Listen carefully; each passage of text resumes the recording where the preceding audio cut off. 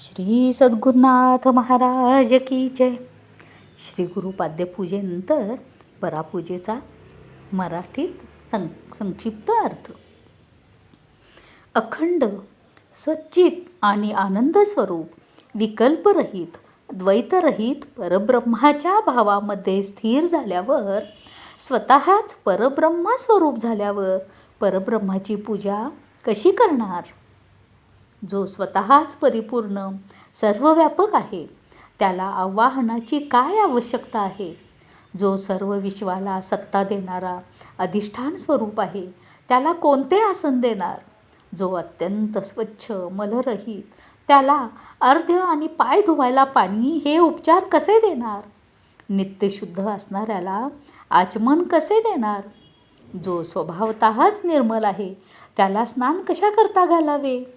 ज्याच्या उदरात संपूर्ण विश्व सामावले आहे, त्याला कोणते वस्त्र नेसवावे?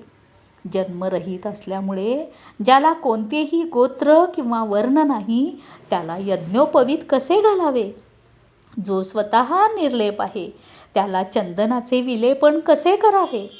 ज्याच्या मनात कोणत्याही उपभोगाची वासना नाही, त्याला फुले कशी द्यावीत? जो निर्विशेष आहे, त्याला कसे सजवावे? आणि जो अमूर्त आकृतीरहित आहे, त्यावर अलंकार कसे घालावेत?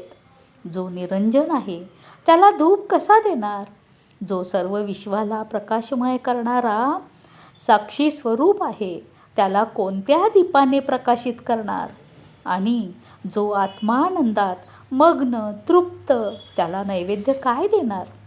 जो सर्व विश्वाला आनंद देतो, त्याला तांबूल देऊन आनंदित करण्याचा प्रयत्न कसा करणार? जो स्वयंप्रकाशी चैतन्य स्वरूप आहे, जो चंद्र सूर्य इत्यादी प्रकाशकांनाही प्रकाशमान करतो, त्याला या सामान्य निरंजनाचा प्रकाश कसा दाखवावा? विश्वविराट अनंत परमात्म्याला प्रदक्षिणा कशी घालणार? जो एकमेव आहे, ज्याच्या व्यतिरिक्त दुसरी वस्तूच अस्तित्वात नाही, त्याला नमस्कार कसा करणार? ज्याचे वर्णन करताना वेदांची वाणीही असमर्थ आहे, त्याचे स्तुतिस्तोत्र कसे गाणार? ज्याने सर्व चराचराला अंतर्बाह्य परिपूर्णतेने व्याप्त केलेले आहे, त्याचे विसर्जन कसे करणार? ब्रह्मज्ञ पुरुषांनी त्या देवदेवेश्वराची सर्व अवस्थांमध्ये ही पूजा करावी. श्री सद्गुरुनाथ महाराज की जय.